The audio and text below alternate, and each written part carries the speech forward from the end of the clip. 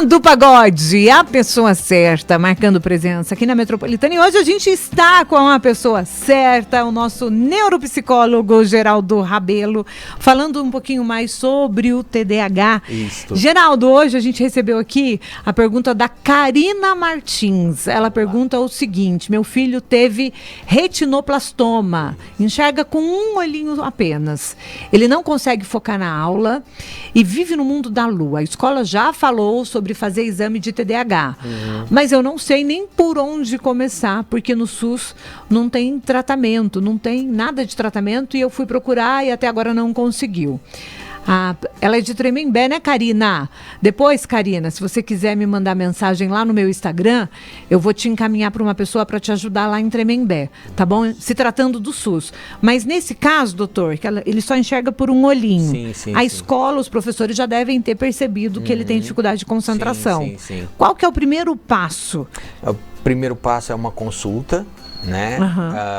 Com Neuropsicólogo ou psiquiatra? Um neuropsicólogo ou um psiquiatra. Eu acho que até mais fácil para ela na rede pública ir direto num psiquiatra infantil ou até mesmo um neurologista, né? Porque tem que ver também sobre o caso da visão, porque quando a gente fala da parte do olho, você tem nervos que ligam diretamente, então tá tudo ali interligado. Isso pode causar uma desatenção? Pode causar algumas coisas, não necessariamente sendo o TDAH, mas também não exclui essa hipótese. Então, primeiro passo, marca uma consulta com um pediatra, né? Ou melhor, com um psiquiatra infantil, seria o mais ideal, né? E dali ele já vai, até ela conseguir, por exemplo, uma avaliação neuropsicológica pela rede pública, ela vai ter que ser encaminhada pela rede pública, né? Sim. Então, primeiro passo, marcar uma consulta com um psiquiatra infantil. Tá. Obrigada, viu, Karina, pela sua participação. Nina, passa o número do doutor novamente. Vou passar. Pode deixar que no final da entrevista eu passo aqui, tá bom? Nina, minha filha, aos 8 anos, fez o teste e ao final se comprovou o TDAH. Hoje, com 14 anos, ela está refazendo para ver se melhorou o grau ou não. Ela quer saber o que você acha sobre essa coisa de reavaliar o TDAH. É importantíssimo. É importantíssimo? Importantíssimo. Principalmente na criança, até em adulto a reavaliação é boa. Porque assim, você faz a avaliação, aí você tem os déficits, né? Claro que uma avaliação vai sempre levantar o que há de bom na pessoa, ninguém é ruim totalmente, né? De forma alguma, né? Então vai levantar o que a pessoa tem de bom, a criança, e aquilo que está deficitário para ela para ser trabalhado. Tá. A partir do momento que faz o tratamento, né? A tendência é melhorar, até mesmo pela plasticidade do cérebro, por essa adaptação que vai se fazendo. Tá. Então, quando faz a avaliação, a reavaliação, é importantíssimo, porque aí você vê aquilo que foi melhorado e teve, assim, uma melhora no comportamento, no dia a dia. Aí, na reavaliação, mostra coisas que podem estar ocultas. Entendi.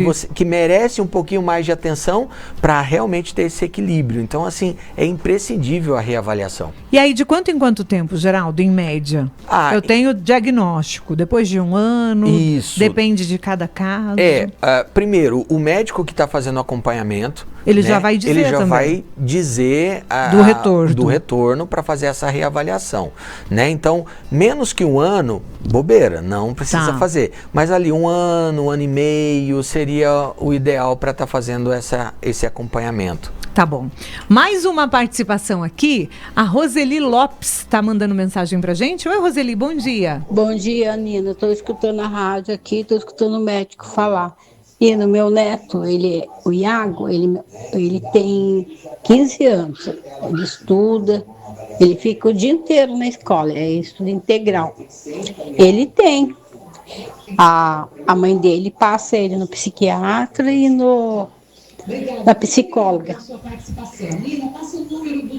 Ele é uma criança diferente.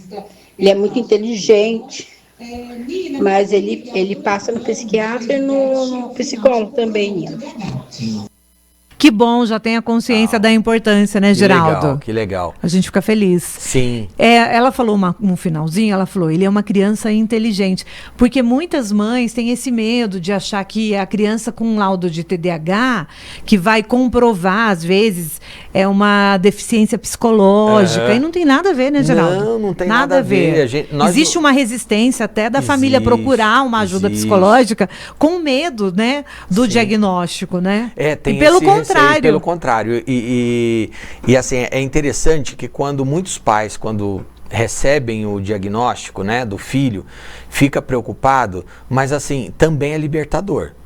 Porque assim, mas por que o menino faz isso? Eu sempre falo isso, sempre falo aquilo e nunca dá certo, né? E aí começa a compreender como é que é isso. Não que isso vai servir de muleta, né? Mas ele começa a ver até saber lidar com esse potencial dessa criança. Exato. Fica mais adequado. Eu recebi um depoimento de uma mãe bem emocionante, falando que ela batia muito no filho dela quando ele era pequeno, porque ele não prestava atenção, porque ele perdia muito as coisas na escola.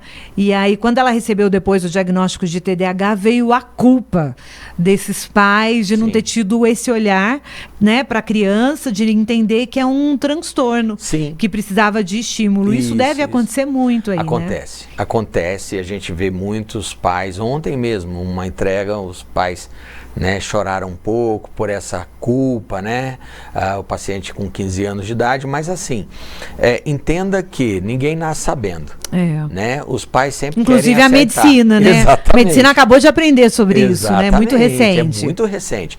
Então, assim, os pais querem o bem para os filhos, né? Então, na tentativa e tratar ou estar junto do TDAH, muitas vezes é desgastante, porque não sabe o que é, como é, se puxa, se larga, mas isso não quer dizer que a criança não vá receber limites, regras, é só compreender. Até agora, não sabia. Agora, concentra da agora para frente. Exato, né? Nunca é tarde, né? Fazer. Exatamente. Nina, pergunta para o doutor se eu tenho TDAH. Essa eu já fiz, né? Isso. Gabi, anota aí o telefone, agenda lá um horário para você conversar com o doutor Geraldo e aí vamos fazer a avaliação. Eu acho que vale muito a pena. Sim, vale. Né, doutor Geraldo? Deixa eu mandar um beijinho especial aqui para Elisângela Rocha, minha amiga professora maravilhosa. Essa conversa é muito importante para os profissionais de educação. Com certeza. Né, Geraldo? Porque eu acho que é na escola, muitas vezes, que o profissional tem esse olhar atento para as crianças, né? E poder alertar aos pais, porque às vezes na correria do dia a dia, o pai não teve esse olhar, ou falta o conhecimento para entender o porquê que o filho tem aquele comportamento.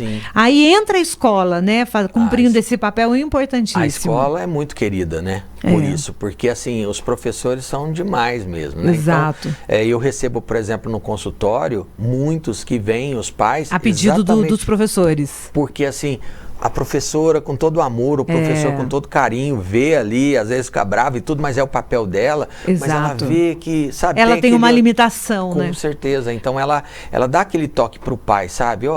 Investiga, vamos ver... Né? Ô, Geraldo, eu acho que falta até uma capacitação para esses profissionais da educação para conseguir diagnosticar outros transtornos até mais graves, mais importantes, assim, um pouco mais rápido. Porque conseguir eles conseguem, mas assim, com mais capacidade mesmo, né? Seria muito bom. Seria muito bom. Até assim, alguns, eu faço uma ressalva que às vezes tem um pouco de resistência, não por todos, mas alguns professores ou até coordenadores de escola, porque eu ouço muitas vezes falar o seguinte, né? Às vezes me ligam, querem saber um pouquinho e dizem o seguinte, né? Mas a vida não vai dar essa condição ou não vai melhorar para o TDAH, então tem que agir de forma igual. Não, a gente precisa tomar um pouquinho de cuidado, né? Que aí a gente precisa falar de equidade.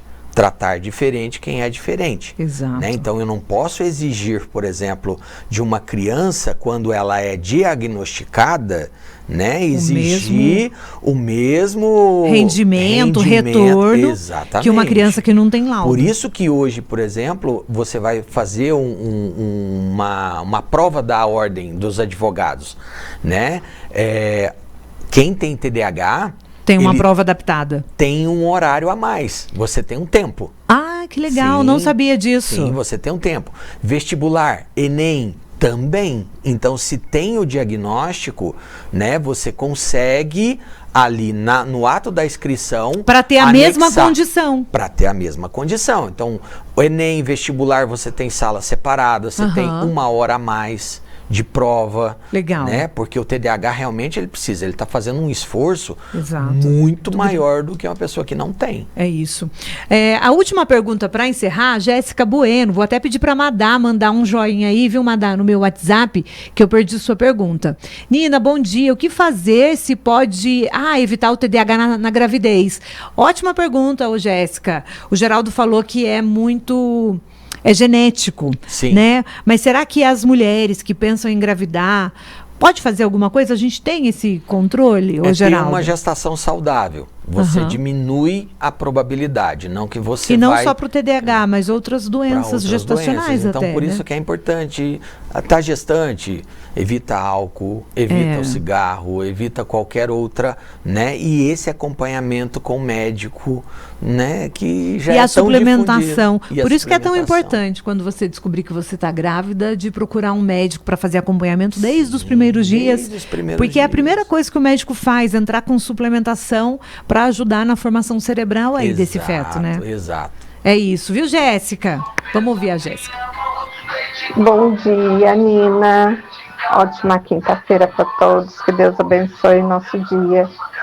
Coloca meu nomezinho aí para concorrer ao meu ovo da Páscoa. Para mim dar para minha nora, que está gravidinha. Nós descobrimos essa semana. Ótima Beijo, notícia. Ótimo dia. Bonitinha. Beijinho, viu, Jéssica? Obrigada. Deus abençoe aí a gestação. Geraldo, muita gente pedindo aqui o seu contato para a gente encerrar. Vamos passar seu endereço. Aonde que você atende? Rua Venezuela, número 71, Jardim das Nações. Rua Venezuela, número 71, no Jardim das Nações. Você tem Instagram, né, Geraldo? Tenho. Eu não tenho muita paciência, sabe? Oh meu Deus. Preciso ativar. Abre seu coraçãozinho, Geraldo. É. O que acontece? São muitas demandas ao longo do dia. São muitas demandas ao longo do dia, né? E você se permite a não ficar tão presente nas redes sociais. É isso que acontece, Entendi. sabe? Então, assim, eu tenho o Instagram, né? Você tá lá, você existe. Eu existo. Você existe pro mundo. Pro mundo, mas você vai ver que tem uma postagem agora, outra lá na frente. Entendi. É mais por pressão, sabe? Então, quem quiser... Às vezes falam comigo no direct, né? Às vezes eu converso mais no direct. A gente conversa muito pelo direct, sim, não é? Conversa. E aí fala, pelo amor de Deus, põe alguma coisa, faz uma live, né? É verdade. Falei, poxa, aí... Instagram também. Mas tá aí, em falta, né? Tá em falta. Mas tá assim, lá para agosto a gente vai ter novidades com a nova... Ai, que legal. Lá no mesmo endereço a gente vai remodelar para saúde mental, né? Vai ter uma reforma bem bonita lá, bem né? legal, então a gente já tá com uma equipe já fazendo uma estrutura, inclusive de Instagram. Que legal. Né? Então, assim, vem novidades aí. Vem novidades Mas quem legais, quiser né? falar com o Geraldo, agendar um horário, gente, o WhatsApp dele é o 99680-1002. 99680-1002, tá bom? Quem não conseguir anotar o telefone, pode mandar mensagem aqui pra Nina que eu encaminho pra vocês.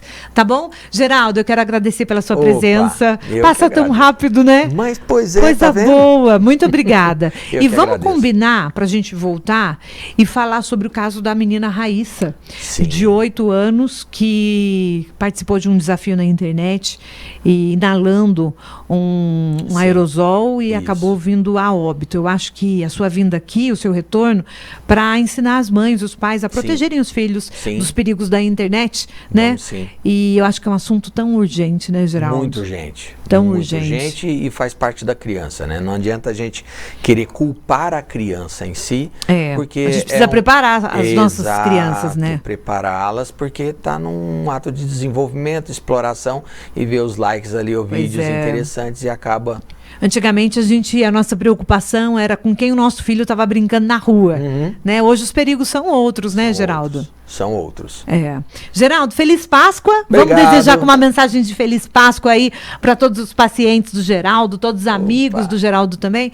É uma data importante para nós, né? A gente traz uma reflexão aí de que Jesus morreu na cruz por nós e ressuscitou, né? Que é o mais importante para a gente cuidar da nossa saúde física, mental, todos os dias, né, Geraldo? Com certeza. Porque o nosso templo é templo do Espírito Santo e a gente tem que cuidar dessa casinha aí. Opa, demais. E a Não é fé mesmo? é uma das coisas primordiais para a nossa saúde mental. É isso mesmo. Obrigada, Geraldo, De nada, mais uma vez. eu agradeço. Eu vou Um grande rapidinho abraço. para o intervalo e daqui a pouco eu volto, gente. Vamos falar com a Tatá Onofre, trazendo mais uma super dica de saúde também.